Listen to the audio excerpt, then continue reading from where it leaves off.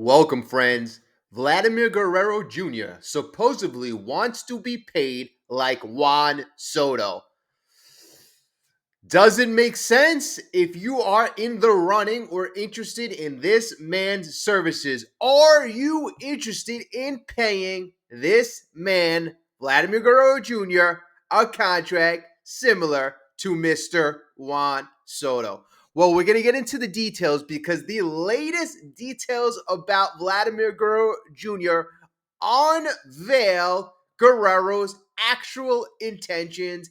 And folks, honestly, it kind of knocked me off a chair a bit. It really did. I understand it. It knocked me off a chair. And you know what? We have to break this down because Vladimir Guerrero Jr. is one of the viable options for the New York Mets in their future. So let's look at what has transpired and what could potentially happen next. And I need to know, does it make sense?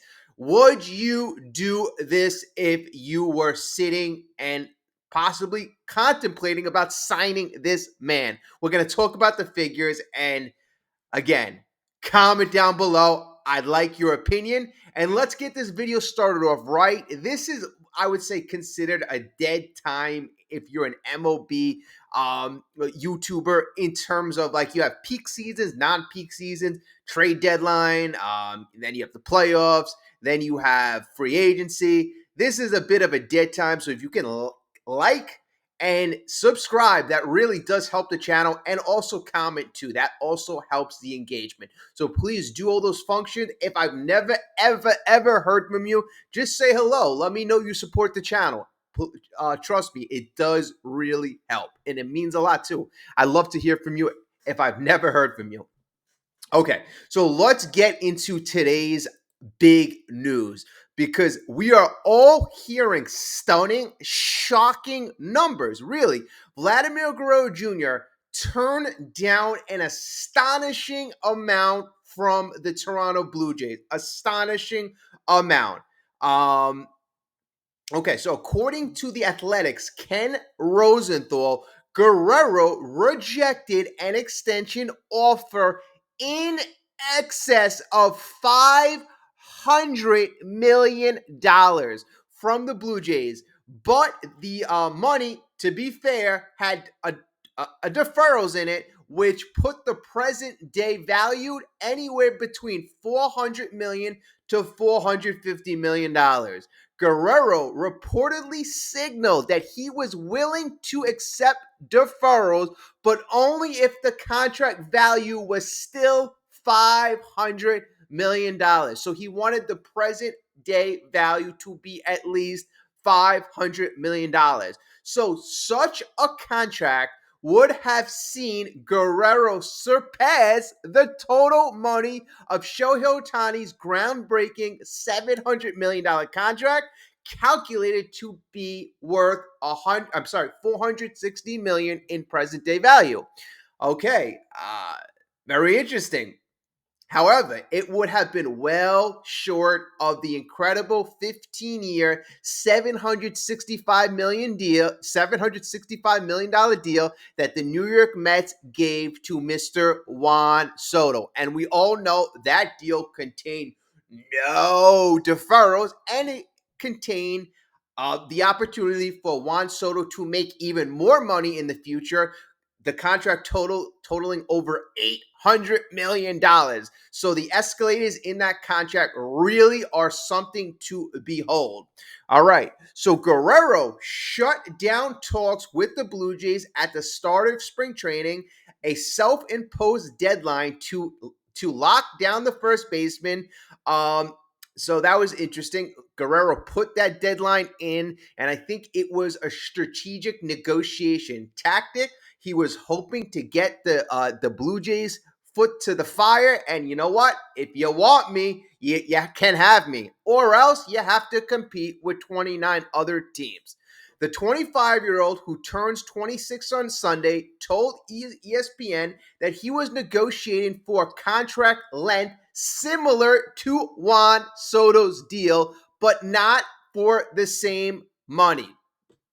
His quote, It's much less than Soto. We're talking about many fewer millions than Soto, more than 100 million less. It was the same number of years as Soto's contract, but it didn't reach 600 million. The last number we gave them as a counter offer didn't reach 600 million, Guerrero said.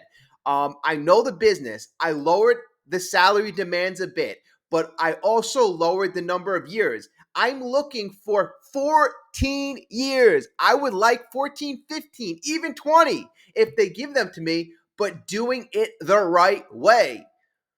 So that is interesting, folks. So it looks like Guerrero was looking for around. I mean, and he said he's come down with his number. He also said that he wants a couple $100 million less than Mr. Juan Soto. But all in all, it looks like Soto is looking for a contract around 14 years, $600 million. Because we already see the Blue Jays have offered him a contract in excess of $500 million. So that actually kind of blew me off a chair because I didn't realize that the Blue Jays offered that much money. In fact, what previous reports had stated that if Guerrero got a deal of in excess of $450 million, he would sign. I thought the Blue Jays and their previous offer was $350 million. So you really got to give the Blue Jays a lot of credit for stepping up to the table and putting their money where their mouth is.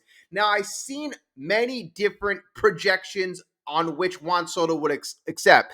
But if he would get a $600 million deal at 14 years, that would give him an average annual salary of $43 million. $43 million, folks. We know this year, Pete Alonso set the new first base all-time season salary, all-time for a single season salary at $30 million. I mean, literally, Guerrero Jr. would be looking to shatter that. So, folks, why I'm bringing this up, and, I'm not saying the Mets are constructing a trade, but any team, New York Mets, New York Yankees, those have been the teams that have been rumored in the mix. I've also heard the Boston Red Sox. I mean, you're going to hear a bunch of teams that potentially will be vying for the services of Guerrero.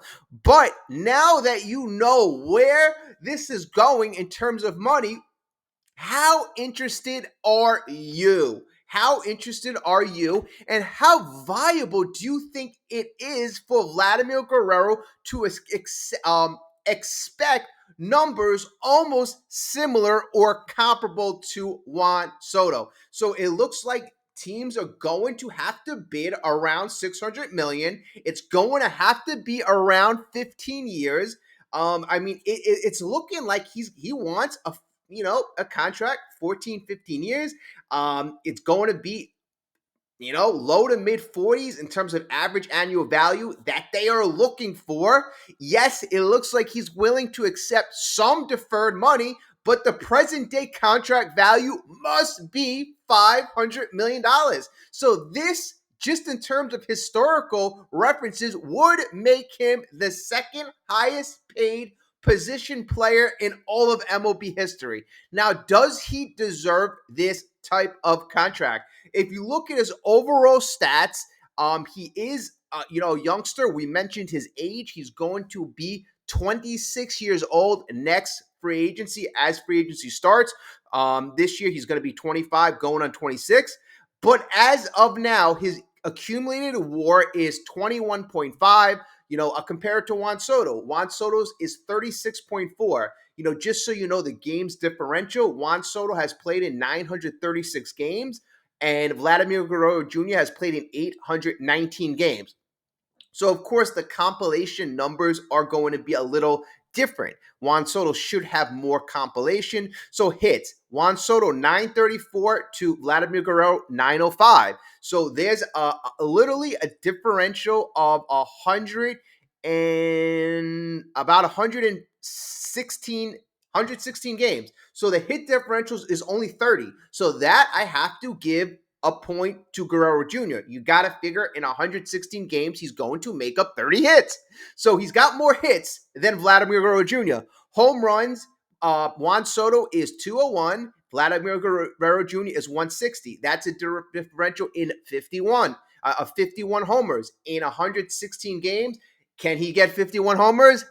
I don't think that's likely. So you have the home run edge going to Juan Soto, the RBI of 592 to 507. So that is about 82, 85. So, that's about an 85 RBI edge. So that's about even. I'd say, Guerrero getting those 85, 90 in 116 games, that's about on average. So that's even. Stolen base stats, that's edge to Mr. Juan Soto. He has 57 career stolen bases to 20. They're both not speedsters. Batting average, folks, is even. You got the batting average 285 to Soto and 288 to Guerrero. So thus far, it's pretty even. It is pretty even, folks. Now, this is where we separate the two men. On base percentage, you have Juan Soto with the career 421 on base. Guerrero Jr., not bad, but he has a career 363.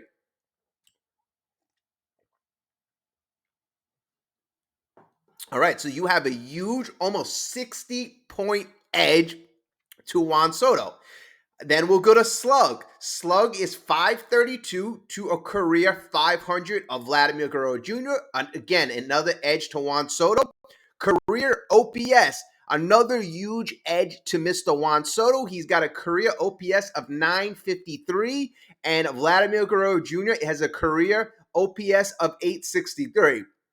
OPS plus, you have Juan Soto at 160, and you have Vladimir Guerrero Jr. at 137 as a career OPS plus. So if you look at some of the advanced stats, especially when it comes to walks, getting on base, slugging, that is where you see Juan Soto take it to the next level, and that is kind of where you see the differential. In terms of championships, Juan Soto has that one World Series with the Nationals. They're both four-time All-Stars. Juan Soto has a batting title. Vladimir Guerrero Jr. does not, but Vladimir Guerrero Jr. does have a career Gold Glove. Not that he is an elite Gold Glove award-winning guy, but he has that in his bag. Guerrero Jr. has 2 Silver Slugger wins, and Juan Soto has 5.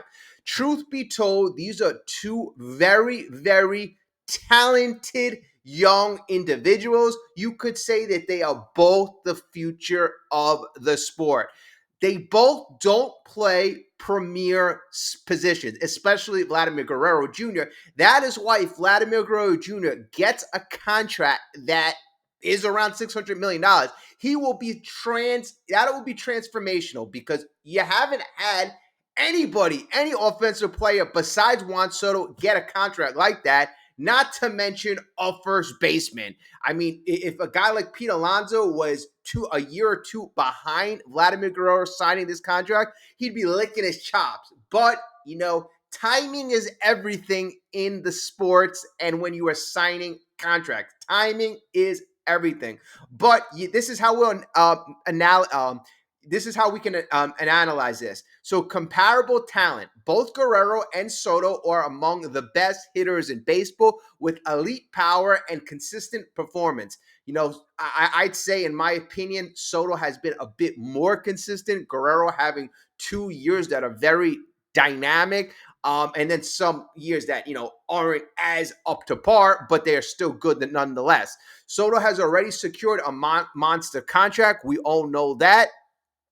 The market value. Guerrero is just 26 years old, and he is in his prime. That is key, folks. That is key. So he has a long career ahead of him. He knows that securing a deal now will set him up for the rest of his life, obviously. But again, is he worth the talent? I mean, is he worth the money? Is he worth the money? And I'm going to consistently say this. I don't think anybody is worth that type of money. But when the guys get it up to that stratosphere, you are looking at, these guys have to come along with championship. Juan Soto and the New York Mets, they, a guy like Steve Cohen has said he'd love this to produce 3 championships. Vladimir Guerrero Jr., despite being a great player, he doesn't have that championship like Juan Soto. He has never carried the Toronto Blue Jays. I mean, that is where I think there is differential. I said when you look at the advanced stats on base, OPS plus, but I also have how you have to look at how these guys make other players better. And that is where Juan Soto, in my opinion, stands out leaps and bounds. Last year, carrying the New York Yankees to the World Series after the Yankees having an abysmal 2023. And I think that was a very monumental impact that Juan Soto showed on the entire lineup, the entire team. So him making the guys around him better, Juan Soto has shown to do so. And especially with his first win with the Nationals, Juan Soto has lifted his teammates. Vladimir Guerrero Jr. has done, really, in my opinion, the opposite. He has not lifted the teammates. He really hasn't. So I think whatever situation he has to go to, he has to go into a situation where there will be complementary superstars. I think that'll serve him best, serve his career best. If you are looking like he is right now in the Toronto Blue Jays, it's really tough. I believe Vladimir Guerrero Jr. wants to be a champion, wants to win, but he needs to be in the right situation. So that is where I think teams have to kind of like analyze, is their situation right? Because if you're going to invest that much money, you need a return on investment. Usually winning provides that type of revenue, provides that type of return. How many championships will this induce? How much will this help your ticket sales, your marketing? The Mets have seen a considerable boost since signing Mr. Juan Soto. So I really think all that has to factor in. It really does. And then if you're the New York Mets, you already have Francisco Lindor. You already have Mr. Juan Soto in tow. Would you be willing to add another mega contract on top of those two mega contracts? I mean, in my opinion, David Stearns is looking at the total payroll and allocating certain amount to the starting lineup, starting certain amount to the starting rotation, certain amount to the bullpen, certain amount to the depth. I'm not sure that he will be willing to invest a guaranteed amount to that starting lineup. I just, not that he won't. I'm not sure he feels that he needs to. You have prospects coming up that can be really viable, and you also have other players that, with the analytics, the numbers, the system, it could really work. And then at the end of the day, you have to assess risk. And this is where I think a lot of people do not look at. A 14-year contract is monumental. The Mets already have that 15-year contract. They gave Lindor a 10-year contract. They gave Nimmo an 8-year contract. The Mets, yes, they are willing to give the long-term contract to the offensive young star, but how many is viable to that sustainable success, and how much risk do you want? It looks like Brandon Nimmo, he may have lingering lower body issues. Not good, folks. It is not good when you have foot and knee injuries. I don't care how you sugarcoat it. I don't care what reports come out about Brandon Nimmo feeling good at the moment, and I haven't seen many as of late. But folks, this I repeat, will affect Brandon Nimmo. You notice last year, the guy was more of a power hitter. He didn't have that high on base. I think these lower body injuries, they affect him. They will affect him. They have affected him, and they will affect him. And as you get older, it only gets worse. He's not going to get better. He's not going to get better, especially him being a center fielder. Probably not going to be a center fielder anymore. Left field looks like it's going to be it when he plays the outfield. And I hear people saying DH. I hear people saying first base. I mean, first base, I don't think is going to happen. But DH, you want to lock up the DH for the next 6 years? I don't think that's where Stearns wants to go. Luckily, Nimmo, is making $20 million. That's a lot of money, but it could have been a more stupid contract. Could have been a more stupid or silly contract. So that's where you really have to worry. Do you want that type of risk? I mean, 14 years is a lot of time. 2, 3 years down the road, Guerrero could have an injury or he could have these things that he suffers from. And that's where I think you have to rely on your medical experts and you have to rely on science. I mean, it's really hard to project, but you can look at the guy, 6'1", 6'2", 250, 60 pounds. He's not in the best physical condition. Right. So the Mets already said they're not willing to give a 30-year-old first baseman a long-term contract. So even if he is 26 years old, by the time he's 30, he will have 10 years left on his contract. So based on the Mets philosophy, I already kind of know the answer. It doesn't seem like the Mets would be interested. I guess the only way that they would go against their philosophy on first baseman is if they see this guy as transformational. But I think the Mets are going to have a wait and see approach. I think they're going to see how dynamic this offense, this reiteration of the team is, and they're going to see how the young kids develop. That being guys like Ryan Clifford, that being guys that they have in the minors that can potentially be answers. And also Pete Alonso. I hear everybody saying, oh, Pete Alonso is one and done. I'm one of those people that is not so convinced. I'm really not.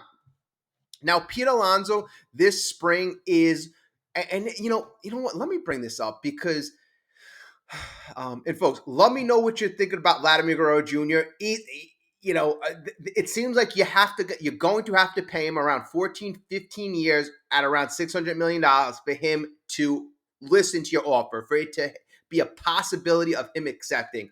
Are you in that market? I'm not talking about trading for Vladimir Guerrero Jr. I don't think at this point it makes sense. It doesn't make sense at this point. I think right now it's a wait and see approach. But next offseason, let's just say Pete Alonso decides, all right, I'm going to sign elsewhere. I don't think that's the case, but let's just go to the hypothetical. Would you consider signing Guerrero 14 years, $600 million? Let me know. And if you didn't get a chance to like the video, please at this point, especially if you're still watching, like the video. If you're new and haven't subscribed yet or a recurring member to this channel, again, it really does help the channel out. Okay, so let me just get you some interesting Pete Alonso stats. So I think, this year is going to be a very important season, obviously. But Pete Alonso's, what he does on the field is going to be a tremendous boost. Last year, Pete Alonso, he was underwhelming. There was no doubt about it that he was underwhelming. But I do notice that Pete Alonso is taking a bit of a different approach. At least his approach is differing from his approach during the regular season. He is really taking a wait and see approach. He's taking a lot of walks. He's still got 5 walks in 22 at bats. He has 6 hits, 4 doubles. That comes to a 273 batting average, 3 RBIs, 862 OPS. So that is how he's looked thus far in spring. So it's not power, folks. He's got no home runs. But if I look back to his career, I think every year the most home runs he's ever had in spring training was like 3 or 4, right? Pete usually uses spring training as an opportunity to develop his eye, as an opportunity to be patient, to see the ball. Doesn't really swing for the fences. In fact, I've noticed that his average is a lot higher and his on base has been, 400 or more in most of his spring trainings. So if that on base somehow translates to the regular season, that is what I love to see. If you get Pete Alonso to a close to 400 on base, that is great. That is phenomenal because the power will come. This is how good of a player Pete Alonso is. So I just like the approach thus far. And I like what I hear about, from Pete Alonso. The guy seems like he really wants to be here. So I'm really excited about that. And that Pete Alonso factors in. He is factors in to the Vladimir Guerrero discussion. There's no doubt about that. I mean, you could say, well, one can go to DH. I'm not really sure how viable that is. I'm not really sure. Maybe. Is Pete Alonso going to choose to sign here to be a career DH? I don't think that's what he wants. I really don't think that's a viable option for him, especially if they would both be free agents. So, folks, let me know what your thoughts are. Were you kind of shocked about Vladimir Guerrero Jr. Rejecting that size contract? Because I was. I didn't realize that the Blue Jays had offered over $500 million. I really didn't. I really did not. And is it fair for Vladimir Guerrero Jr. to expect a contract similar to Juan Soto? In fact, when I look at his quotes, he's basically saying, hey, you know what? I'm giving you guys a discount. I should be asking for more because Juan Soto got close to $800 million, but I'm asking for $100 million less, more than $100 million less, and I'm asking for only 14 years. I'd like a 20-year deal. So I like how Vladimir Guerrero Jr. kind of spins it at the end, like he's doing everybody such a great service by giving a bargain basement discount. Folks, that's a lot of money. That is over $500 million for one player. Whoa, I mean, the times have changed. Oh my God, the times have changed. I was looking up on I was researching like the biggest contracts in 2024 or 2023 before Shohei Ohtani signed, and obviously you had the Mike Trout contract, that being the biggest contract at the time. But really, times have changed. And then I'm looking at the highest contract in terms of year. So, Shohei Ohtani, when he signed his contract, he was the highest paid player in 2023. His average present day value was $46 million. But let's go back 10 years. In 2014, the highest paid player in 2014 was Miguel Cabrera at $31 million. And then 10 years before that, or let's go to 2007, you had A-Rod at 27.5, and then the highest paid player in the year 2000 was A-Rod, 25 million. But then, then it really kind of jumps. In 1998, the highest paid player was Kevin Brown at 15 million. The highest paid player in 1996, the highest paid player was Albert Bell, $11 million. The highest paid player in 1991, also another former New York Met, Bobby Bonilla, $5.8 million. Very interesting how these salaries jump.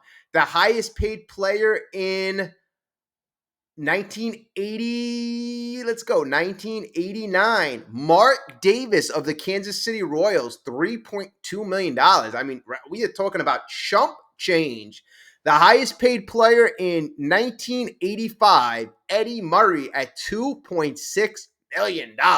And, a lot of these stars, how much would they be paid today? Now we're going to be getting into some legends. The highest paid player in 1979, Mr. Nolan Ryan at $1.17 million, a shade over $1 million. And I think he was the first guy to earn over $1 million per season. Because in that same year, Rod Carew signed for $800,000. So yes, the first player to own, if this is right, Nolan Ryan. In 1974, you got Catfish Hunter, $640,000, and then you have in 1971, Carl Yastrzemski, average annual salary, the highest paid for. I think this is the first contract, 3-year contract, or not first contract, but highest paid. Carl Yastrzemski, average annual salary, $166,000 in 1971. Wow. And Carl Yastrzemski was an 18-time All-Star, 7-time Gold Glove. Let's this is actually a pretty interesting thing. So Carl Yastrzemski, right? So he was the first guy that I have on this list. He has a career WAR of 97. 18 times All-Star, 3 times batting champ, 7 times Gold Glove. He won the Triple Crown. He won an MVP, All-Star MVP. So this guy, Hall of Famer, this guy has stats galore. This guy, let's say he started when he was 21 years old. One, two, three, four, five, six. Okay, so based on this, he would be a free agent at 27 years old. 27 years old. How much would a guy like that go for today? A Gold Glove MVP guy, providing he had those numbers at the time, how much would he go for? So, I mean, I think that's, very very good question. And Carl Yastrzemski, ironically, was a first baseman and played left field. I say that ironic. You have Guerrero, first baseman. You have, Juan Soto plays right field. But you know what? That is a very kind of good question. I think, we have to do like an analysis of like this. I mean, based on current day contracts, a guy like this is going to be valued at north of $800 million. Because now you got a guy who is a Gold Glove award-winning guy, and he has those gaudy offensive numbers. He's got the career 285 batting average, just like Juan Soto. He's got the on base 380, so the on base is a lot lower. So, maybe I just overshot that a bit, but he's got a career WAR of 100. So, I mean, folks, it's just very interesting. I mean, one day, like, we'll do an analysis like that. We'll take some old Hall of Fame players, we'll compare them to, the top paid players in the game, and then we'll come up with a comparable salary or current day contract salary would be, because I think that's interesting. Let me know. Actually, let me ask you. Look at Carl Yastrzemski's numbers. If he was a free agent at 26, 27, what do you think a guy like that would get? What do you think a guy like that would get? I think it's very interesting. Very, very interesting. And, some of these other Hall of Famers, Babe Ruth. What if he's a free agent at 26, 27? Willie Mays. Hank Aaron. I mean, some of the all-time greats. Ty Cobb. I mean, all of them. A lot of them, some people have different strengths, but very, very interesting. Let me know your thoughts. I know a lot of you love baseball. I love baseball as well. I'm very excited. Just commentary on some of the latest games. I like what I see from Tyler McGill. Urena, very, very bad outing. But you know what?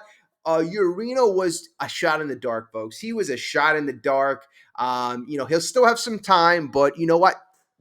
Anybody who was like hoping and praying for this guy, it's don't feel bad about that. That's not what we were putting all our chips in. In fact, I'm still a guy. I want to see. I was interested in a guy, Spencer Turnbull. I think he is a guy who had some really great moments last year with Philly, and that's a guy I'd see if he'd take a minor league contract. I believe he's still in the market right now. That's a guy I'd be interested in. If the New York Mets were looking for an additional starting pitcher. It seems like the New York Mets have a pitching philosophy that they are employing amongst their starting pitchers. So I think they are 100% fine. Again, they are investing in the offense. That is where the big money is going. And the starting pitching, folks, I think we're just going to be fine because we have something really proprietary that the New York Mets have in this baseball lab and this approach, this philosophy. So we got to feel good about that. Great pitching coach. David Stearns is doing a really great job with the pitchers. I really got to say. So again, like, subscribe, and I will talk to everyone very, very soon. Let's go Mets.